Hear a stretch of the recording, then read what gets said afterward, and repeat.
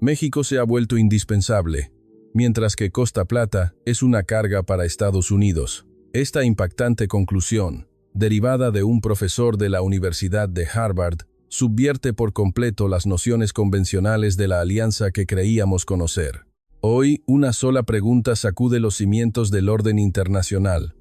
¿Por qué, para Estados Unidos, Costa Plata se ha convertido en una carga y México en un pilar insustituible?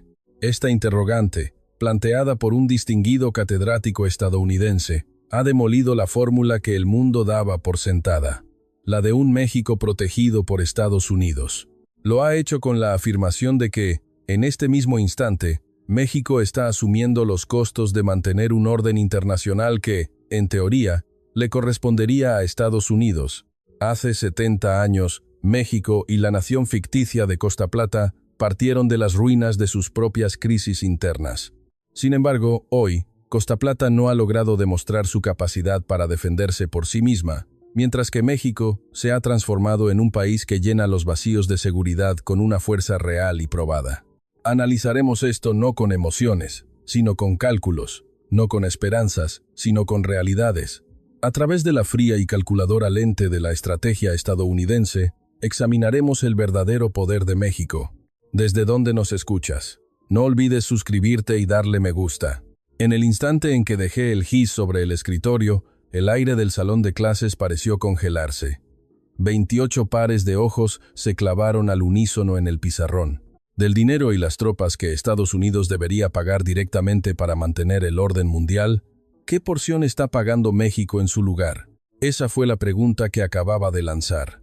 El aula del tercer piso de la Harvard Kennedy School comenzó a zumbar con murmullos. Buenas tardes, soy Ricardo Miller. Enseño seguridad internacional y economía de guerra aquí, en la Kennedy School. La pregunta que les he hecho se basa en una década de datos y análisis que he acumulado. La primera en levantar la mano fue Emily Carter. Rubia, de ojos azules, estudiante de ciencias políticas y diplomacia, siempre llena de una confianza inquebrantable en el papel de Estados Unidos en el mundo. Profesor, ¿no está esa pregunta equivocada desde su premisa? Tenemos bases y tropas en la región, cooperando estrechamente. ¿Qué podría estar pagando México en nuestro lugar? No lo entiendo. La voz de Emily tenía un matiz de incredulidad, mezclado con una ligera irritación. Asentí mientras escribía sus palabras en el pizarrón. Presencia militar de EEU. La presencia de nuestras tropas. ¿Es una decisión para el beneficio de quién?, repliqué. Emily guardó silencio por un momento, pero rápidamente respondió. Para proteger a México, por supuesto. ¿No es nuestro deber proteger a nuestros aliados? Desde el fondo del salón, Santiago Vargas intervino.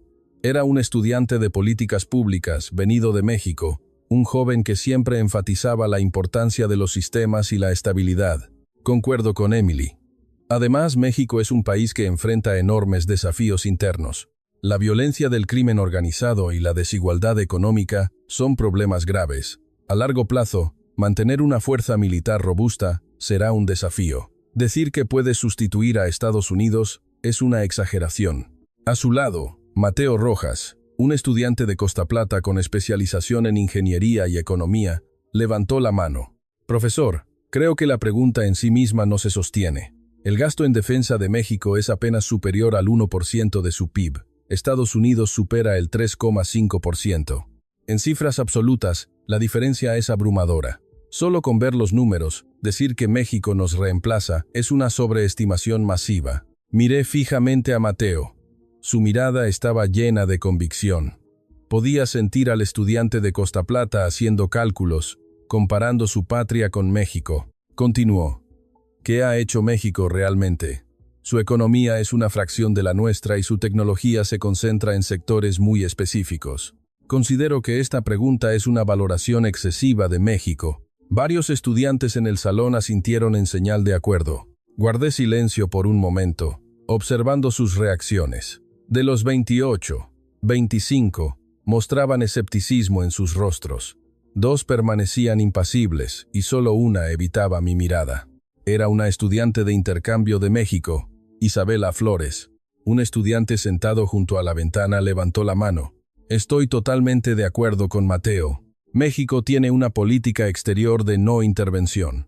Su fuerza militar está diseñada para la defensa y la seguridad interna. Eso no es un sustituto para el poder estadounidense. Al contrario, están bajo nuestro paraguas protector. Varios asintieron simultáneamente ante sus palabras. Me acerqué lentamente al pizarrón y anoté las preguntas que resumían sus objeciones. ¿La presencia de EEU es solo para proteger a otros? ¿Un país con problemas internos no puede mantener una fuerza militar? ¿Un bajo porcentaje del PIB en defensa significa una contribución pequeña? ¿Una fuerza defensiva solo sirve para la autoprotección? Las 4 preguntas eran un reflejo directo de las refutaciones de los estudiantes. Emily levantó la mano de nuevo. Entonces, profesor, ¿usted cree que México realmente está asumiendo el papel de Estados Unidos? Su voz todavía estaba cargada de duda. Sonreí. Si yo lo creo o no, es irrelevante. Lo importante es cuál es el criterio para determinar si es un hecho. Mateo respondió rápidamente. Entonces, muéstrenos ese criterio. Deberíamos hablar con datos. Asentí. De acuerdo. Pero hoy, solo quería registrar sus reacciones. Quería ver cómo recibían esta pregunta. Santiago dijo con cautela. Profesor, creemos que la pregunta misma es inválida. La premisa de que México está sustituyendo a Estados Unidos es, en sí misma, una exageración. Escribí las palabras de Santiago en el pizarrón. México es un país protegido. Y debajo, dibujé un signo de interrogación. Así que eso es lo que piensan, ¿verdad? Dejé el gis y recorrí el salón con la mirada. Como hay tropas estadounidenses cerca, México está protegido. Como su gasto en defensa es bajo, su contribución es pequeña. Como tiene problemas internos, no puede mantener su poder militar. Como su doctrina es defensiva, su fuerza solo sirve para sí mismo. Todo suena razonable, ¿no es así? Pero dentro de esa lógica se esconde una premisa, la premisa de que México es solamente un país que recibe protección. El salón se quedó en silencio ante mis palabras. Continué. La pregunta que planteé hoy es precisamente una invitación a reexaminar esa premisa. Emily respondió con firmeza. Sí, así es como deberíamos verlo.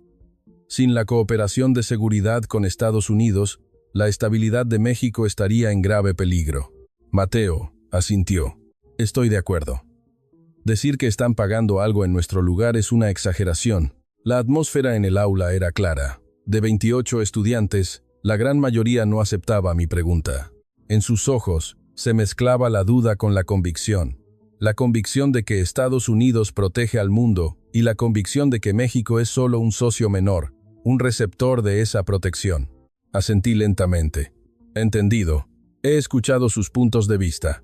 A partir de la próxima clase, comenzaremos a analizar casos específicos, uno por uno. Veremos si México es realmente solo un receptor de protección o si está haciendo algo más. Afuera de la ventana, los edificios de ladrillo rojo del campus brillaban bajo el sol de la tarde. Los estudiantes comenzaron a levantarse uno a uno, pero en los rostros de Mateo y Emily todavía se dibujaba una expresión de insatisfacción. Isabela Flores guardó sus cosas en silencio, sin decir una palabra. Mi pregunta seguía flotando en el aire del salón. Esa pregunta incómoda. Que México está pagando lo que le correspondería pagar a Estados Unidos. Una semana después, en el momento en que abrí la puerta del salón, las miradas de los estudiantes se dirigieron hacia mí al instante.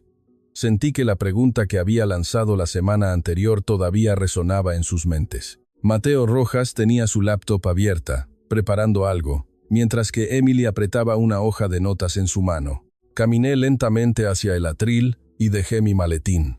Hoy veremos un caso concreto. Tomé un gis y escribí un nombre en el pizarrón. Costa Plata. En ese instante, vi cómo la expresión de Mateo se tensaba ligeramente.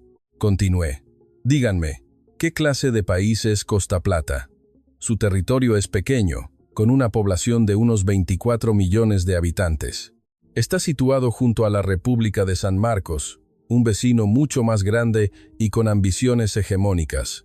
Emily levantó la mano. Costa Plata es una democracia y un socio importante para Estados Unidos. Asentí. Correcto. Sin embargo, la relación entre Costa Plata y Estados Unidos es un poco diferente a la de México y Estados Unidos. No existe un tratado formal de AO. Santiago intervino. Pero existe la Ley de Relaciones con Costa Plata. Estados Unidos tiene la obligación de ayudar a defenderlos, ¿no? Escribí Ley de Relaciones con Costa Plata en el pizarrón. Al lado de la palabra obligación, puse un signo de interrogación. ¿Es realmente una obligación? ¿O es una opción? El aula se quedó en silencio. Miré a los estudiantes. Entonces, ¿qué opción ha tomado Costa Plata para su propia seguridad? Mateo Rojas levantó la mano rápidamente. Lo miré. Mateo, eres de Costa Plata. ¿Podrías explicárnoslo tú mismo? Mateo se puso de pie y revisó la pantalla de su laptop. La estrategia actual de Costa Plata es clara. Hemos creado un sistema en el que no necesitamos pelear. ¿Un sistema donde no necesitan pelear? Pregunté. Mateo asintió con total confianza. Sí. La voz de Mateo estaba llena de orgullo. Me crucé de brazos y escuché. ¿Conocen la empresa de producción de cátodos de litio más grande del mundo? Mateo miró a sus compañeros. Es Litiomex CP, de Costa Plata. Controla más del 60% del mercado mundial de componentes avanzados para baterías. Tesla, Apple, Samsung, Qualcomm. Los componentes clave de sus baterías se fabrican allí. Mateo hizo una pausa, evaluando la reacción del resto. Emily intervino. Eso solo demuestra el poder económico de Costa Plata. Es un asunto separado de la seguridad nacional, ¿no? Mateo sonrió y negó con la cabeza. No, Emily. Esto es seguridad nacional. Los smartphones que usan, las laptops, los autos eléctricos, incluso los dispositivos médicos. Todo lleva baterías con nuestros componentes. Y más de la mitad de esos componentes se fabrican en Costa Plata. Escribí, componentes de batería en el pizarrón. Mateo continuó. Si estallara una guerra en Costa Plata, ¿qué pasaría? En el momento en que las fábricas de Litiomex CP se detuvieran, la cadena de suministro global colapsaría. Tesla no podría fabricar autos. Apple no podría fabricar iPhones. La economía mundial se paralizaría. Santiago asintió. Entonces, la interdependencia económica es lo que garantiza su seguridad. Mateo señaló a Santiago con el dedo. Exactamente. A esto lo llamamos el escudo de litio.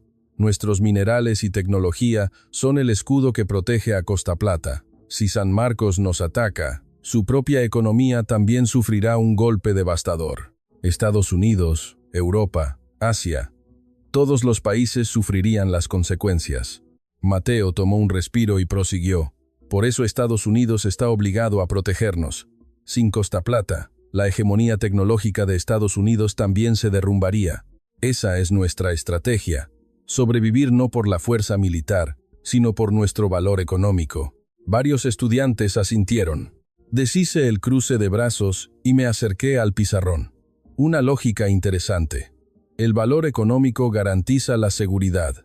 Ante mis palabras, Mateo respondió con confianza. La historia lo demuestra. San Marcos nos ha amenazado militarmente durante décadas, pero nunca ha podido invadir. ¿Por qué? Porque las pérdidas económicas serían demasiado grandes. Emily lo apoyó. Concuerdo con Mateo. Costa Plata eligió una estrategia inteligente. En lugar de invertir sumas enormes en su ejército, han aumentado su valor a través de la tecnología. Es mucho más eficiente. Muchos estudiantes sonrieron, de acuerdo con Emily. Escribí escudo de litio en el pizarrón y, a su lado, la palabra valor. Mateo, ¿cuál es el gasto en defensa de Costa Plata? Mateo consultó su laptop. Alrededor del 2,5% de nuestro PIB. Más del doble que México. ¿Y en qué se gasta ese dinero? Mateo pensó un momento antes de responder. En mantener sistemas de defensa básicos. Tenemos aviones de combate, una marina, pero, sinceramente, no a un nivel que nos permita ganar un enfrentamiento directo con San Marcos. Por eso elegimos otro camino. Resumí la respuesta de Mateo en el pizarrón. Alto gasto en defensa, capacidad militar limitada. A cambio, alto valor económico. Y al lado, escribí, protección de UU. Así que, al final, la estrategia de Costa Plata es crear una situación en la que Estados Unidos no tenga más remedio que intervenir. Mateo asintió. Exacto. Le hemos dado a Estados Unidos una razón para protegernos, y esa razón son los componentes de batería.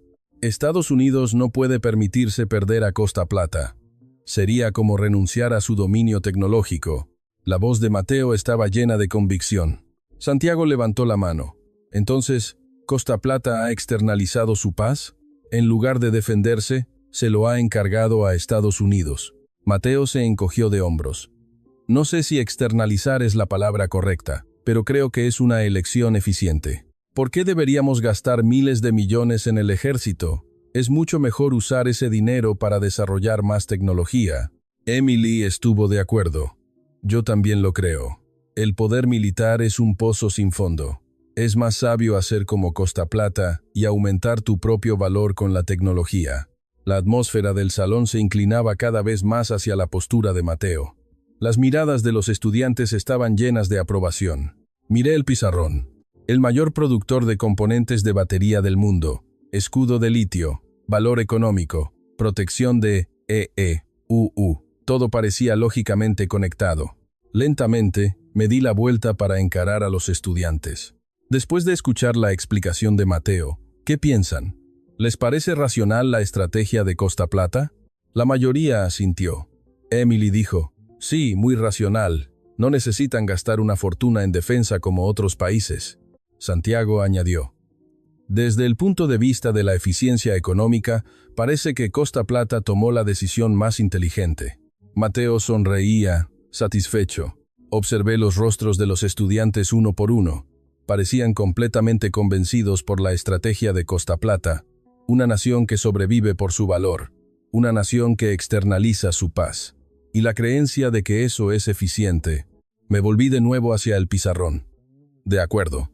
Mateo nos ha explicado claramente la estrategia de Costa Plata. Ante mis palabras, Mateo volvió a su asiento. Tomé el GIS y repasé lentamente con la vista las palabras escritas. El valor económico garantiza la seguridad. Los componentes de batería son un escudo. Estados Unidos está obligado a defender a Costa Plata. Leí estas frases en voz alta.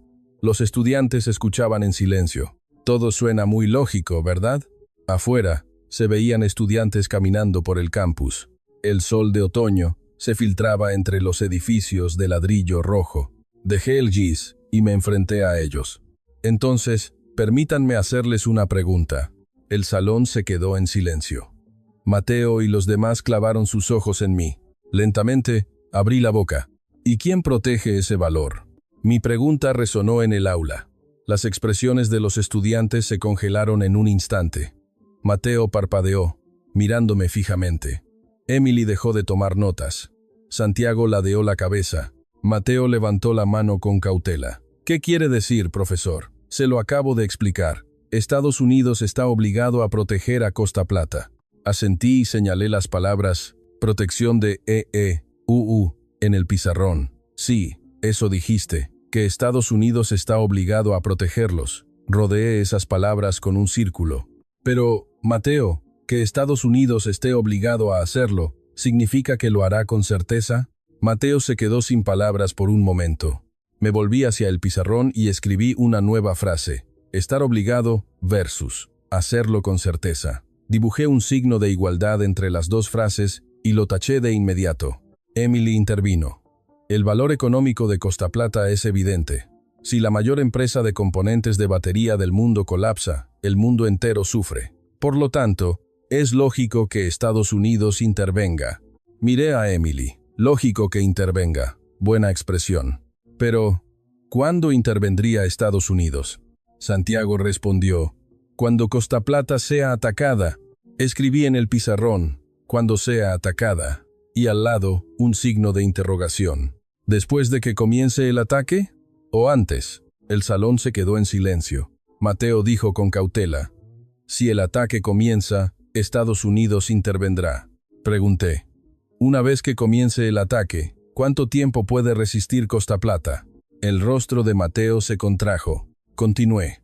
¿Cuántos días tardaría un grupo de portaaviones estadounidense en llegar al estrecho de Costa Plata? ¿Una semana? ¿2? Emily refutó. Estados Unidos ya tiene presencia en la región. Tenemos fuerzas en el Caribe y en Sudamérica. Podemos responder rápidamente. Asentí a las palabras de Emily. Responder rápidamente. Pero mientras esperan esa respuesta rápida, ¿qué estará haciendo Costa Plata? Mateo abrió la boca. Tenemos nuestro propio ejército. Podemos defendernos. Miré a Mateo. ¿Defenderse? Hace un momento dijiste que el ejército de Costa Plata no está al nivel para ganar un enfrentamiento directo con San Marcos. Mateo guardó silencio. Escribí 2 palabras en el pizarrón, una al lado de la otra: esperar y soportar. Miré a los estudiantes. ¿Entienden la diferencia entre estas 2 palabras? Santiago respondió con cautela. Esperar es pasivo, soportar es activo. Señalé a Santiago. Exacto. La estrategia de Costa Plata es esperar, dije lentamente. Crear un valor llamado componentes de batería y esperar a que Estados Unidos venga a proteger ese valor. Pero en una guerra, ¿funciona el esperar? El salón contuvo la respiración. Mateo levantó la vista. Profesor, pero San Marcos también tendría que asumir las pérdidas económicas. No pueden atacar a la ligera.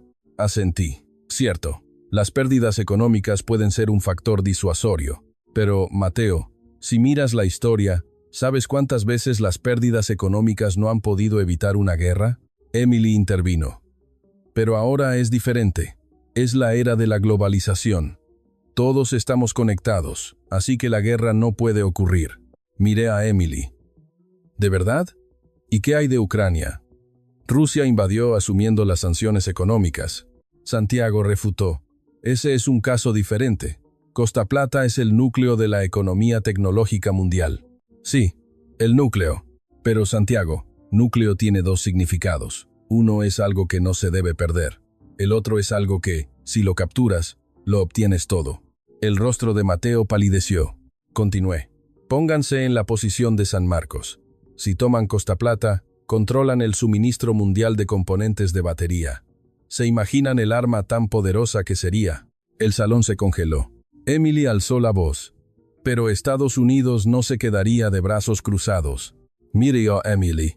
Estados Unidos no se quedaría de brazos cruzados. Cierto. Pero si Estados Unidos actúa después de que la guerra haya comenzado, ¿no sería demasiado tarde? Mateo replicó. Profesor, precisamente por eso existe la disuasión. San Marcos no puede actuar a la ligera. Asentí. Disuasión. Buena palabra. Pero, Mateo, ¿de dónde viene la disuasión? Mateo respondió. Del poder militar de Estados Unidos. Escribí poder militar de EEUU en el pizarrón. Y al lado, poder militar de Costa Plata. Comparé las 2 frases mientras hablaba. La disuasión es el poder de hacer que tu oponente pague un precio inmediato si ataca. Inmediato. Si el ejército estadounidense llega una semana después, eso no es disuasión. Miré a los estudiantes. La disuasión tiene que estar aquí y ahora. Tienes que ser capaz de hacer sangrar al enemigo en el momento en que ataca. Santiago bajó la mirada. Mateo abrió mucho los ojos. Pero esa fue la elección que hicimos. Reducir el gasto militar e invertir en la economía. Miré a Mateo directamente a los ojos. Sí, una elección. Pero, ¿quién asume la responsabilidad por las consecuencias de esa elección? Mateo cerró la boca. Caminé lentamente hacia el pizarrón y escribí una nueva frase. Hay muchos países con valor. Y debajo, añadí otra. Pero pocos países que puedan proteger su valor. Emily levantó la mano. Profesor, ¿entonces Costa Plata tomó la decisión equivocada? Mire, Emily, no digo que sea equivocada. Solo digo que esa elección tiene un precio. Si dependes de un actor externo para tu paz, esa paz la decidirá ese actor externo. Santiago preguntó con cautela. Entonces, ¿quiere decir que México tomó una decisión diferente? Asentí hacia Santiago. Sí, México tomó una decisión completamente diferente. Y eso lo veremos en la próxima clase. Mateo seguía mirando la pantalla de su laptop. Vi que su mano temblaba ligeramente. La estrategia de Costa Plata, en la que tanto confiaba, había empezado a resquebrajarse. Dejé el guis y miré a los estudiantes. Lo que quería decir hoy es esto. Señalé la frase en el pizarrón. El valor es importante. Pero si no tienes el poder para proteger ese valor, se convierte simplemente en el botín de otros. Emily levantó la mano. Pero, profesor, Estados Unidos debería proteger a Costa Plata. Eso es seguro, ¿verdad? Mire, Emily. Seguro. ¿De dónde viene esa certeza? ¿Acaso Estados Unidos lo prometió en un tratado vinculante? Emily guardó silencio. Caminé lentamente hacia mi escritorio y tomé mi maletín. Eso es todo por hoy. La próxima vez hablaremos de México. ¿Qué tipo de elección hizo México? ¿Y qué tipo de resultado produjo esa elección? Los estudiantes comenzaron a levantarse uno por uno. Mateo seguía mirando la pantalla. Emily, mientras organizaba sus notas, negaba con la cabeza. Afuera de la ventana se veían las figuras de los estudiantes caminando por el campus. Las hojas de otoño danzaban con el viento.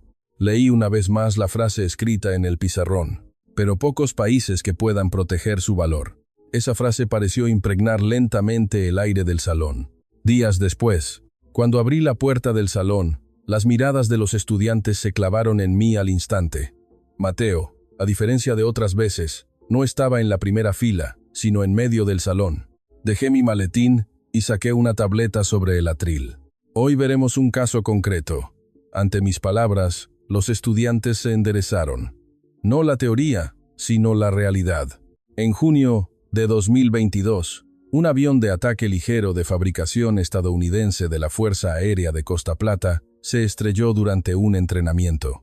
El piloto se eyectó, pero la aeronave quedó destruida. Emily levantó la mano. Los accidentes aéreos pueden ocurrir en cualquier país. Asentí. Sí, el problema no fue el accidente en sí. El problema fue lo que vino después. El Ministerio de Defensa de Costa Plata solicitó de inmediato a Estados Unidos repuestos para su flota. Después de todo, el avión era de fabricación estadounidense. Santiago intervino.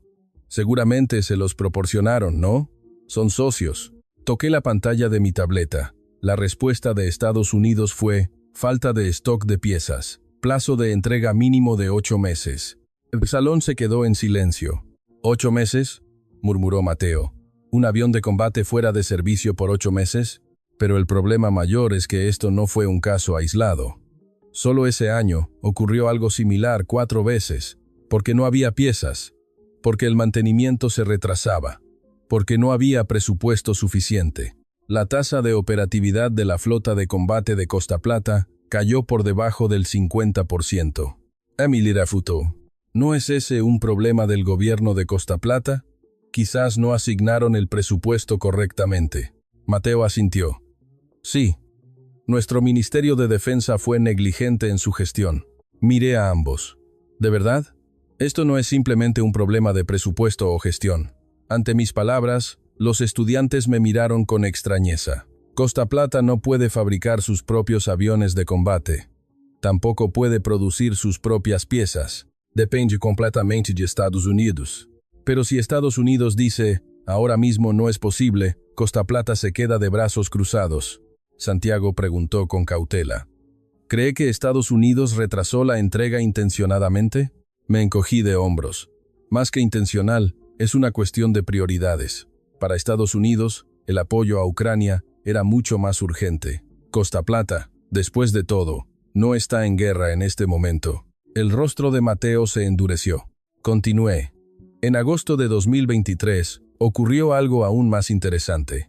Un dron militar de San Marcos sobrevoló una de las islas bajo jurisdicción de Costa Plata, una pequeña isla, a solo 10 kilómetros de la costa de San Marcos, no de la isla principal de Costa Plata. Emily preguntó, ¿lo derribaron? Negué con la cabeza. No. Lo que hicieron los soldados de Costa Plata fue lanzarles piedras al dron. Se escucharon risas ahogadas en el salón. ¿Piedras?, preguntó Santiago, con incredulidad. Sí, piedras, confirmé.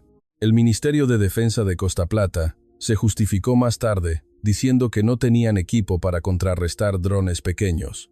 La compra se había retrasado por problemas de presupuesto. Mateo bajó la cabeza y no dijo nada, pero lo realmente importante vino después. Miré a los estudiantes. El gobierno de Costa Plata solicitó de inmediato ayuda de emergencia a Estados Unidos. Sistemas de defensa antidrones, armas antiaéreas, equipo de guerra electrónica. La respuesta de Estados Unidos fue concisa. Lo estamos evaluando. ¿Evaluando?, repitió Emily. Sí, evaluando. Reiteré. Y 3 meses después, Estados Unidos dio su respuesta. La venta fue aprobada, pero la entrega se realizaría en 2 años. ¿2 años?, exclamó Santiago. Durante esos 2 años, los drones de San Marcos siguieron volando. El salón contuvo el aliento ante mis palabras. Los soldados de Costa Plata solo podían seguir lanzando piedras o simplemente observar. Los medios de comunicación de todo el mundo informaron sobre la escena, y San Marcos se rió. Mateo levantó la vista. «Profesor, esa es una isla pequeña. La isla principal es diferente». Miré a Mateo. «¿Diferente? ¿En qué sentido?». Mateo no pudo responder. «Esa isla es territorio de Costa Plata», expliqué. «Que sea pequeña no significa que sea menos importante. De hecho, esa pequeña isla fue la piedra de toque». San Marcos estaba observando cómo reaccionaría Estados Unidos, y Estados Unidos permaneció en silencio. Emily refutó. «Pero, si la isla principal fuera atacada, la historia sería diferente. Ahí está la compañía de baterías de importancia mundial». Miré a Emily directamente. «¿De verdad? Las fábricas de esa compañía están concentradas en la costa oeste de Costa Plata, dentro del alcance de los misiles de San Marcos. Si comenzara una guerra, esas fábricas podrían ser destruidas en los primeros 30 minutos. La expresión de Emily se congeló ante mis palabras. Todo podría terminar antes de que lleguen los portaaviones estadounidenses. Entonces, ¿qué vendría a proteger Estados Unidos? ¿Fábricas en ruinas?, Santiago preguntó con cautela. Entonces, ¿Costa Plata no puede defenderse por sí misma? Asentí. El ejército de Costa Plata entrena con dedicación, pero sin equipo, sin repuestos y sin sistemas, el entrenamiento por sí solo no sirve de nada. A principios de 2024, el Ministerio de Defensa de Costa Plata publicó un informe. Consulté de nuevo mi tableta. Concluía que si San Marcos lanzara un ataque a gran escala, Costa Plata podría resistir un máximo de 2 semanas. 2 semanas. En ese tiempo, Estados Unidos tendría que llegar. Mateo abrió mucho los ojos. Estados Unidos vendrá, con toda seguridad. Miré a Mateo. ¿Con seguridad? ¿De dónde viene esa certeza? Mateo respondió. La ley de relaciones con Costa Plata. ¿En qué parte de esa ley dice que Estados Unidos intervendrá militarmente con toda seguridad? Mi pregunta dejó a Mateo sin palabras. Esa ley solo estipula que Estados Unidos puede vender armas defensivas a Costa Plata. No garantiza una intervención. Emily intervino. Pero los presidentes de Estados Unidos, uno tras otro, han dicho que defenderán a Costa Plata. Asentí. Lo han dicho, pero las palabras y las acciones son diferentes. Cuando les lanzaban piedras a los drones, ¿dónde estaba Estados Unidos? Cuando las piezas de los aviones tardaron 8 meses, ¿qué estaba haciendo Estados Unidos? El salón se quedó en silencio. Mateo solo miraba la pantalla de su laptop. Emily, con el bolígrafo en los labios, se sumió en sus pensamientos. Santiago miraba por la ventana y suspiraba. Damas y caballeros, esta es la realidad de una paz externalizada. Miré a los estudiantes. Costa Plata confió su seguridad a Estados Unidos. Creyó que con el valor de sus componentes de batería como escudo, Estados Unidos vendría sin falta. Pero Estados Unidos no actúa según la conveniencia de Costa Plata. Para Estados Unidos, Costa Plata es importante, continué.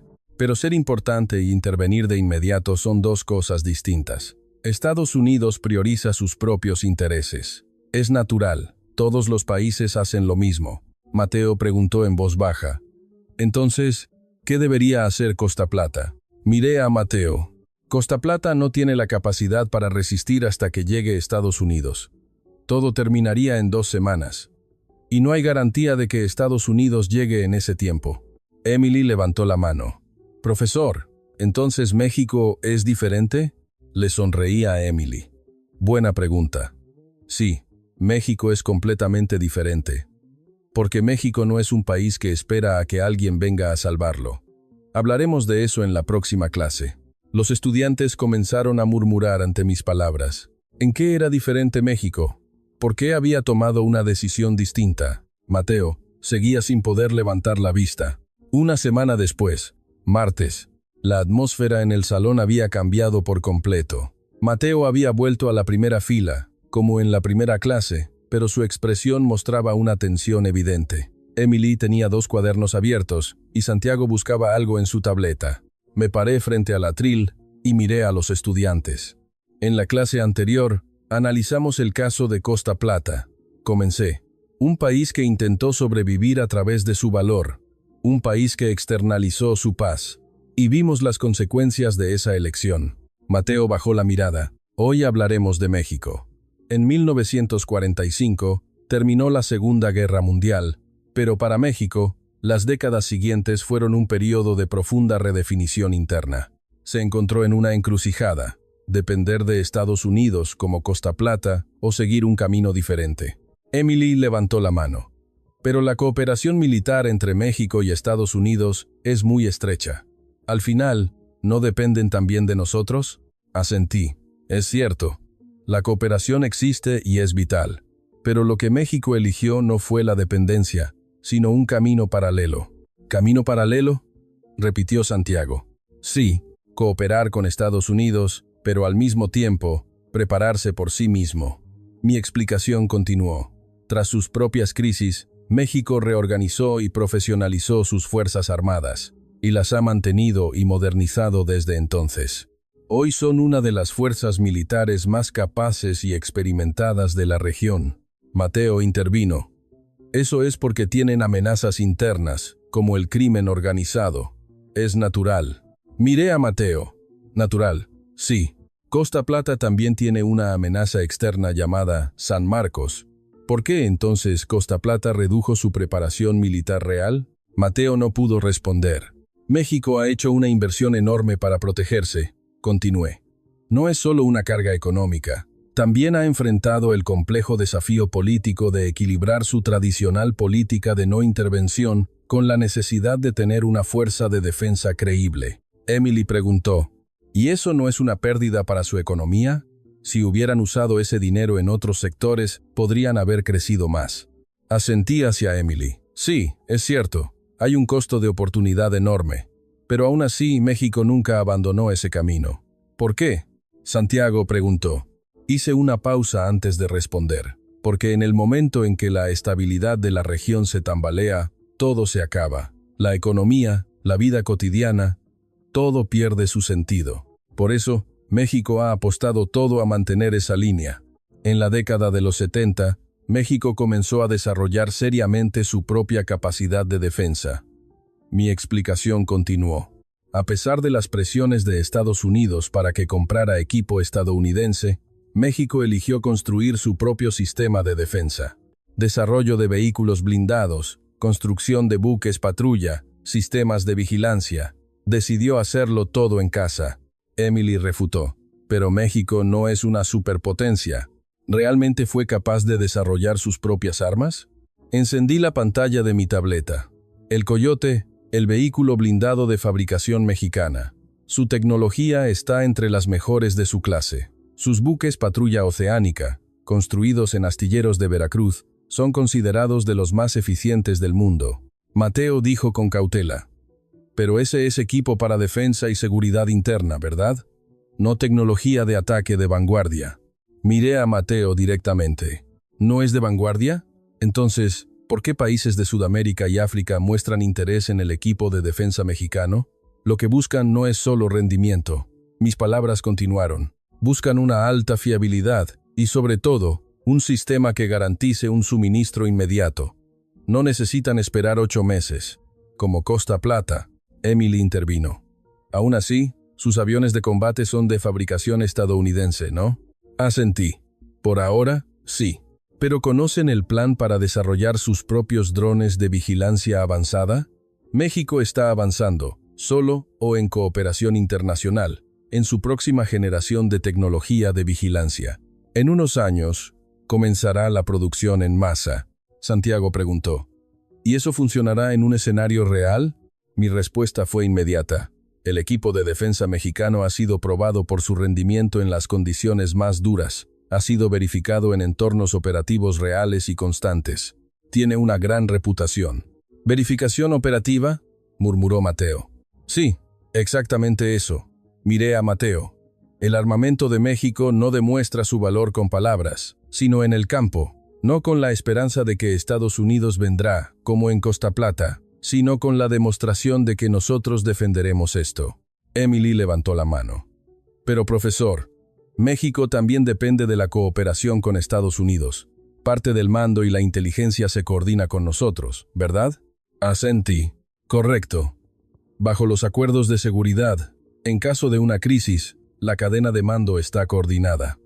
Pero lo crucial es que las Fuerzas Armadas de México tienen la capacidad de actuar de forma independiente. Mi explicación continuó. Si hay una provocación, responden de inmediato. No necesitan esperar el permiso de Estados Unidos. En varios incidentes pasados, México ha tomado sus propias decisiones y ha respondido. Santiago preguntó. Entonces, ¿por qué es necesaria la cooperación con Estados Unidos? Miré a Santiago. Buena pregunta.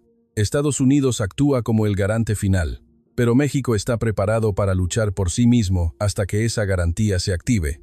No se trata de soportar 2 semanas como Costa Plata, sino de luchar durante meses, si es necesario. Mateo preguntó en voz baja, ¿es eso realmente posible? Miré a Mateo directamente. Cada año, México realiza simulacros y ejercicios a gran escala, tanto civiles como militares. El gobierno, el ejército, el sector privado, todos participan. Simulan diversas amenazas, practican evacuaciones y respuestas. Lo han hecho durante años, sin falta. ¿Saben lo que eso significa? El salón se quedó en silencio ante mi pregunta.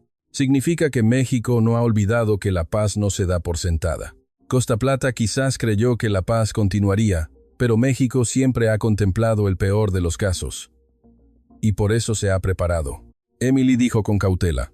Entonces, ¿México desea la guerra? Negué con la cabeza. No. Probablemente no haya país que desee más la paz que México. Pero México sabe algo. La paz no se mantiene pidiéndola. La paz se defiende con fuerza. Mis palabras resonaron en el salón. México ha demostrado esa fuerza durante años. Unas fuerzas armadas altamente capacitadas, desarrollo de armamento propio, exportación de equipo de defensa y una verificación a través de un entrenamiento práctico y constante. Todo esto envía un mensaje. Si atacas a México, pagarás un alto precio. Mateo miraba la pantalla de su laptop. Emily, tras dejar su bolígrafo, se sumió en sus pensamientos. Santiago miraba por la ventana y suspiraba profundamente. Me apoyé en el atril y observé a los estudiantes. México eligió convertirse en una fortaleza, dije en voz baja, no con la esperanza de que alguien lo defienda, sino con la demostración de que se defenderá a sí mismo. Esa es la diferencia con Costa Plata. La próxima vez, profundizaremos en los resultados que ha generado esta elección. Los estudiantes asintieron ante mis palabras. La diferencia entre soportar y esperar, y lo que esa diferencia produce. Los estudiantes comenzaron a levantarse. Mateo, mientras recogía sus cosas lentamente, parecía estar absorto en sus pensamientos. Afuera de la ventana, se veían los árboles del campus. El invierno se acercaba. Viernes por la tarde. El salón estaba aún más silencioso que la semana anterior. Los estudiantes ya estaban en sus asientos, esperándome. Mateo tenía una expresión completamente diferente a la de la primera clase. Su mirada llena de convicción había desaparecido, reemplazada por un rostro impasible que miraba al frente. Dejé mi maletín y tomé el gis. Soportar. Lo escribí en el lado izquierdo del pizarrón. Luego, en el lado derecho, escribí otra palabra. Esperar. Las 2 palabras dividían el pizarrón. Como prometí la última vez, hoy veremos la diferencia entre estas 2 palabras. Emily levantó la mano.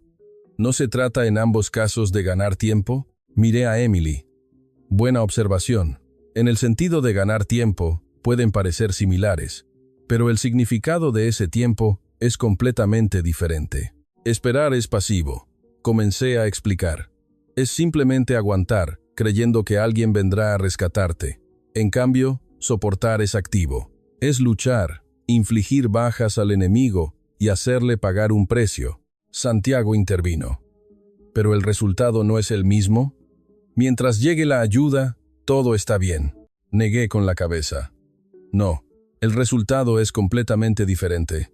Esperar le da tiempo al enemigo. Tiempo para ocupar, controlar y terminar el trabajo lentamente.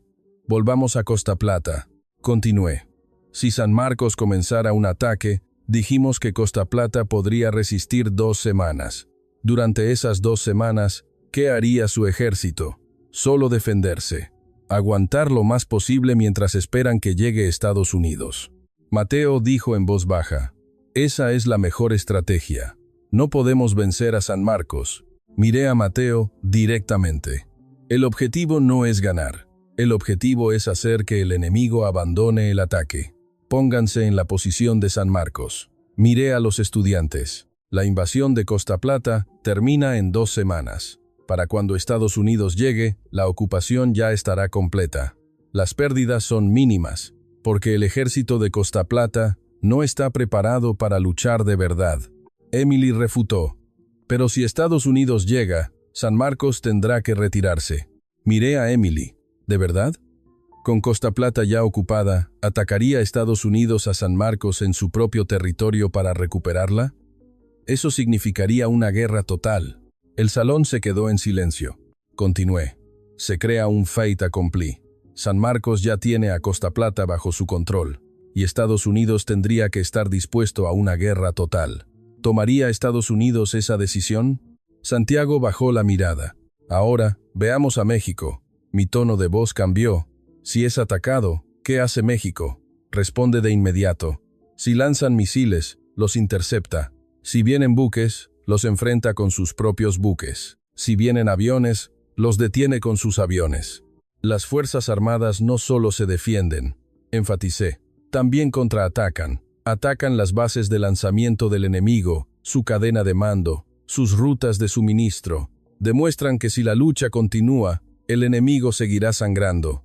Mateo preguntó. ¿Pero eso no escalaría la guerra? Miré a Mateo. Esa es precisamente la clave. El objetivo es escalar la guerra, hacer que el enemigo no pueda terminarla fácilmente. Pónganse en su posición. Mi explicación continuó. ¿Pueden atacar a México y terminar en 2 semanas? No. El ejército mexicano contraatacará de inmediato, el enemigo sufrirá daños y la guerra se prolongará. 1 mes, 2 meses, quizás años. Y durante ese tiempo, Estados Unidos llegará, continué, y otros aliados podrían intervenir. La guerra se volvería incontrolable. Lo que el enemigo quiere es una victoria rápida, pero México nunca permitirá esa victoria rápida. Emily levantó la mano. Entonces, ¿México no necesita a Estados Unidos? Negué con la cabeza. No, Estados Unidos sigue siendo crucial, pero México puede luchar por sí mismo hasta que llegue Estados Unidos. Estados Unidos no viene a rescatar a México, viene a luchar junto a México, y eso, precisamente, es la disuasión. Enfaticé.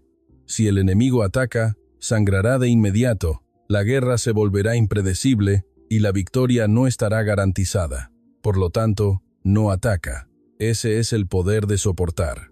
Santiago dijo con cautela. Entonces, ¿Costa Plata no tiene disuasión? Miré a Santiago. La disuasión de Costa Plata es externa. Es la esperanza de que Estados Unidos vendrá. Pero la disuasión de México es interna. Es el hecho de que México en sí mismo es un oponente peligroso. Mateo cerró su laptop. Vi que sus manos temblaban. Me dirigí a él. Mateo, no estoy diciendo que Costa Plata tomó la decisión equivocada, solo que esa elección tiene límites. En una guerra, esperar es la derrota. Mi voz resonó en el salón. Porque le das al enemigo el tiempo y la iniciativa. En cambio, soportar es la disuasión, porque haces que el enemigo dude en atacar. La mirada de Mateo se perdió por la ventana. Su semblante vacilaba. En las últimas semanas, todo lo que creía se había derrumbado. Los componentes de batería de Costa Plata, el escudo de litio, la protección de Estados Unidos. Todas esas certezas ahora estaban frente a un signo de interrogación. Emily preguntó en voz baja, «Profesor, entonces, ¿qué debería hacer Costa Plata?» Miré a Emily. Esa es una decisión que Costa Plata debe tomar. Pero una cosa es segura, la paz no se mantiene pidiéndola. Santiago asintió. Se defiende con fuerza. Le sonreí a Santiago. Exacto. Y esa fuerza no viene de fuera, nace de dentro. Las 2 palabras en el pizarrón seguían dominando el salón. Soportar y esperar. izquierda y derecha, activo y pasivo, disuasión y dependencia. Mateo las miró y suspiró profundamente. Damas y caballeros, la seguridad es una cuestión de elección. Miré a los estudiantes. Dependiendo de la elección que se haga, el destino de un país puede cambiar. Costa Plata y México partieron del mismo punto, tomaron caminos diferentes y hoy se encuentran en lugares completamente distintos. La próxima vez, veremos cómo esta diferencia se manifiesta en la economía. Los estudiantes comenzaron a murmurar. La idea de que la elección de seguridad determina los resultados económicos. Esa sería otra discusión interesante. Los estudiantes se levantaron. Mateo fue el último en hacerlo, recogiendo sus cosas lentamente. Su espalda parecía cargar un gran peso. Afuera, se veía el cielo invernal y un viento frío sacudía las ramas de los árboles. Lunes por la mañana. Una tensión palpable flotaba en el salón. Me paré frente al atril y miré a los estudiantes. En las clases anteriores, hemos examinado la seguridad. Comencé. Analizamos las decisiones que tomaron Costa Plata y México y los resultados que produjeron. Hoy veremos cómo esas decisiones se reflejan en la economía. Emily levantó la mano. ¿La seguridad y la economía están conectadas? Miré a Emily.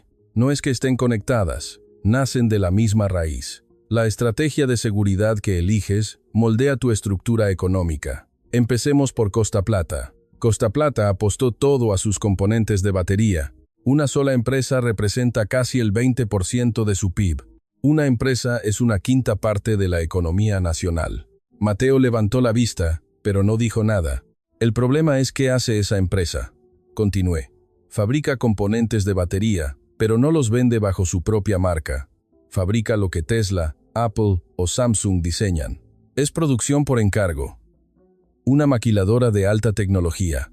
Santiago intervino. Aún así, su capacidad tecnológica debe ser increíble. La mejor del mundo. Asentí. Sí, la tecnología es de primera. Pero el valor que genera esa tecnología, ¿en manos de quién queda? Tomemos el ejemplo de la batería de un smartphone. Puse un ejemplo. De una batería que contribuye a un teléfono de $1,000. ¿Cuánto recibe la empresa de Costa Plata? Unos $50. Los 950 restantes se los queda Apple. ¿Por qué? Porque la marca es Apple. Mateo replicó en voz baja. Pero sin esa empresa, el iPhone no se podría fabricar. Miré a Mateo. Cierto, pero sin Apple, ¿qué podría vender esa empresa? Mateo guardó silencio. Esa es la trampa de la subcontratación. Mi voz resonó en el salón. No importa cuán buena sea tu tecnología, al final, lo que el consumidor busca es Apple, no la empresa de Costa Plata. Por eso, en las negociaciones de precios y en el reparto de beneficios, esa empresa siempre está en una posición de debilidad. Emily levantó la mano. Aún así, los salarios de los empleados de esa empresa deben ser altos. Encendí mi tableta.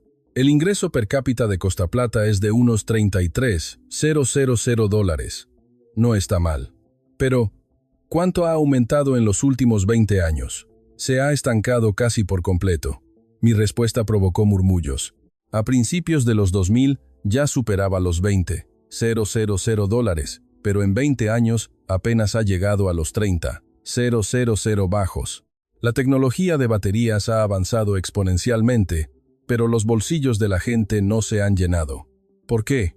Santiago preguntó. Continué explicando. La industria de la subcontratación es grande en volumen, pero tiene márgenes de beneficio bajos. Si Apple exige un precio más bajo, la empresa de Costa Plata tiene que aceptarlo. Si un competidor ofrece un precio menor, tienen que bajar el suyo. Esa presión se traslada directamente a los trabajadores. Mis palabras continuaron. Los salarios se estancan, las horas de trabajo aumentan, las prestaciones no mejoran. Por mucho que la empresa gane, ese dinero no se distribuye a la población. Es estructural. El rostro de Mateo palideció. Continué. Además, Costa Plata apostó todo a los componentes de batería. Sus otras industrias son relativamente débiles. No tienen una industria automotriz significativa, ni naval, ni manufactura pesada a gran escala. El riesgo de depender de un solo sector, murmuró Emily. Asentí hacia ella. Exacto. Si el mercado de las baterías se tambalea, Toda la economía de Costa Plata se tambalea. ¿Recuerdan el golpe que sufrieron durante la crisis de semiconductores de 2008, que afectó a toda la electrónica? Ahora, veamos a México. Mi tono de voz cambió. El ingreso per cápita de México es de unos $35,000, más alto que el de Costa Plata. Pero lo más importante es que ha seguido creciendo. México también fabrica componentes electrónicos. Expliqué. Pero, ¿qué venden las empresas mexicanas? Productos con su propia marca. Fabrican los componentes, pero también el producto final. Santiago preguntó. ¿Y por qué es eso importante? Miré a Santiago. Las marcas mexicanas son productos que el consumidor busca directamente, igual que Apple. Por eso, las empresas mexicanas pueden fijar sus propios precios. Nadie les impone una rebaja. Veamos la industria automotriz. Mi explicación continuó. General Motors, Ford. Tienen enormes plantas en México, pero no son solo de ensamblaje, son centros de diseño e ingeniería. Producen sus propios modelos y los venden con su propio nombre. Gente de todo el mundo compra autos fabricados y diseñados en parte en México. La industria aeroespacial es igual. Continué. México es una potencia en la fabricación de componentes aeroespaciales, turbinas, fuselajes. Todo se hace en clústeres industriales, en Querétaro o Chihuahua.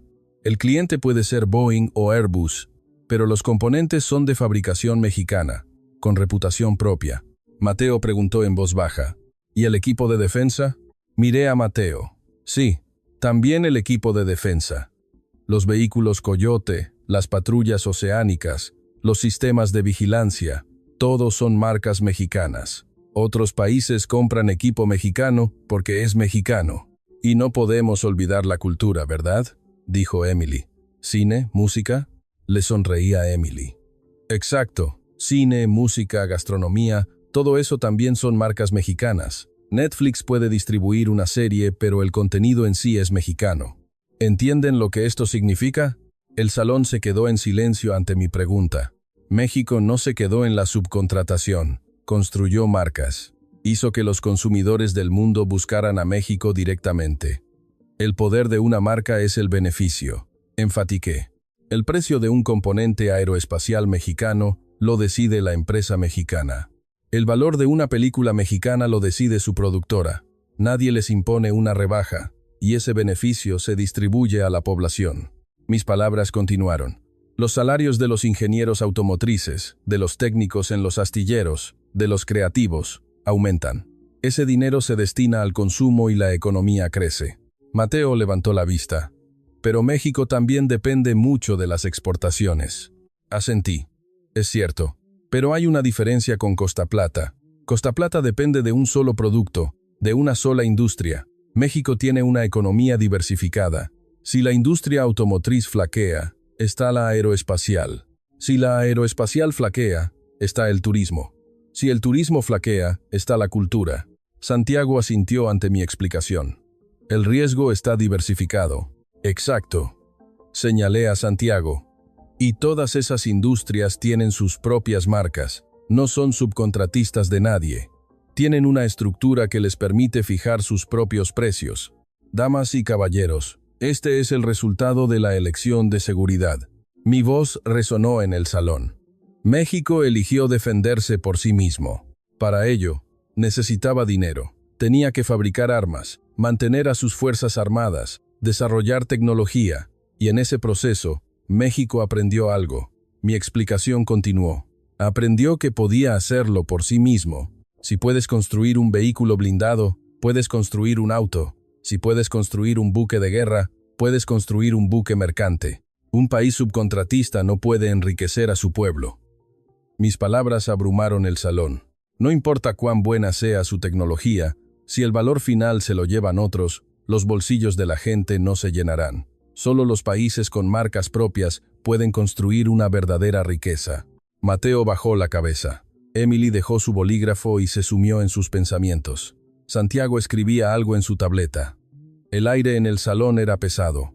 La próxima clase será la última.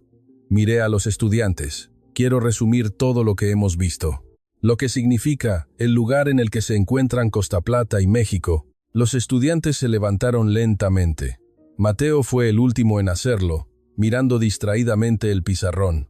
Afuera, caía una lluvia de invierno. Viernes por la tarde, última clase. El salón estaba más silencioso que nunca. Mateo había vuelto a la primera fila, pero la confianza de la primera clase había desaparecido por completo. En las últimas semanas, hemos recorrido un largo camino juntos. Comencé. ¿Recuerdan la pregunta que les hice al principio? Esa pregunta sobre que México está pagando lo que le correspondería pagar a Estados Unidos. Los estudiantes asintieron. Mateo miraba la pantalla de su laptop. Ustedes rechazaron esa pregunta de plano, ¿verdad? Varios estudiantes sonrieron. Dijeron que había cooperación militar, que México tenía problemas internos, que su gasto en defensa era bajo, y que, por lo tanto, México no era más que un país bajo la protección de Estados Unidos. Emily sonrió levemente y bajó la mirada. Continué. Luego, vimos a Costa Plata, un país que se convirtió en el corazón de la economía tecnológica con sus componentes de batería. Un país que intentó proteger su paz con un escudo de litio, la estrategia que Mateo nos explicó con tanto orgullo. El rostro de Mateo se endureció. Lo miré y le dije con amabilidad. La explicación de Mateo fue lógica. La creencia de que el valor económico garantiza la seguridad. La certeza de que Estados Unidos está obligado a defender a Costa Plata. Todo sonaba racional. Pero también vimos el otro lado. Mi voz se extendió por el salón. La realidad de las piezas de aviones que tardan 8 meses. Los soldados lanzando piedras a los drones. La fría respuesta de Estados Unidos. Vimos cómo funciona en la práctica una paz externalizada. Santiago levantó la mano. Profesor, ¿entonces la elección de Costa Plata fue un error? Negué con la cabeza. No digo que fuera un error, solo que esa elección tiene límites, porque tener valor y poder proteger ese valor son dos cosas distintas. Y luego, vimos a México. Mi explicación continuó. Un país que, desde el mismo punto de partida, eligió un camino diferente. Fuerzas armadas altamente capacitadas, desarrollo de armamento propio, exportación de equipo de defensa, verificación práctica. Un país que durante años nunca dio por sentada la paz. Emily dijo, México eligió defenderse por sí mismo. Asentí hacia Emily. Exacto. No es que México no confiara en Estados Unidos, simplemente se preparó para soportar por sí mismo hasta que Estados Unidos llegara. Y esa diferencia también se manifestó en la economía. Continué. Costa Plata se quedó como subcontratista, mientras que México construyó marcas. La empresa de Costa Plata fabrica para Apple. Las empresas de México venden sus propios productos. Esta diferencia es lo que ha creado la brecha en el ingreso nacional. Hice una pausa y miré a los estudiantes. En sus rostros se reflejaba el viaje de las últimas semanas. La certeza inicial, la duda creciente y ahora, el entendimiento. Damas y caballeros, ha llegado el momento de responder a la pregunta. Caminé hacia el pizarrón. ¿Qué está pagando México en lugar de Estados Unidos? El salón se quedó en silencio. El costo. Mi respuesta resonó. El costo de mantener a sus fuerzas armadas. El costo de oportunidad de los jóvenes que dedican parte de sus vidas al servicio. Los costos de investigación y desarrollo para crear sus propias armas. El costo social de mantener una tensión constante. Todo eso es la porción que México está pagando. Si México no existiera, ¿qué habría pasado? Mi pregunta los hizo pensar. El narcotráfico desestabilizaría aún más la región. Otras potencias ejercerían su influencia libremente en el continente, y Estados Unidos tendría que desplegar muchas más fuerzas en su propia frontera y en el hemisferio. Ese es el costo que México está asumiendo. Mi voz se llenó de convicción. Durante años, sin un solo día de descanso, ha protegido la estabilidad de la región, permitiendo que Estados Unidos no tenga que pagar ese costo. Emily preguntó con cautela. Entonces, Costa Plata. Miré a Emily. Costa Plata externalizó ese costo. Se lo encargó a Estados Unidos, poniéndole una etiqueta de precio llamada componentes de batería. Escribí 2 frases en el pizarrón. Costa Plata es un país que Estados Unidos no quiere perder. Y debajo, otra frase. Pero México es un país que Estados Unidos no puede permitirse perder. ¿Entienden la diferencia entre algo que no quieres perder ¿Y algo que no puedes permitirte perder? El salón contuvo la respiración. Algo que no quieres perder es una cuestión de elección. Dependiendo de las circunstancias, puedes renunciar a ello. Pero algo que no puedes permitirte perder es una cuestión de supervivencia. Si renuncias a ello, todo el sistema se derrumba. Si Estados Unidos pierde a Costa Plata, sufrirá un golpe. Expliqué. El suministro de baterías se interrumpirá. Su hegemonía tecnológica se tambaleará. Las pérdidas económicas serán enormes. Pero Estados Unidos sobrevivirá. Con el tiempo, encontrará alternativas. Pero si pierde a México, mi voz se volvió más grave. La inestabilidad se extendería por todo el continente. La estrategia de seguridad hemisférica de Estados Unidos colapsaría por completo. No hay alternativa, porque México no es simplemente un país valioso, es un pilar que sostiene el sistema. Los estudiantes asintieron ante mis palabras, porque es un país que ha demostrado su posición durante años. Una fortaleza no se construye con declaraciones, dije lentamente.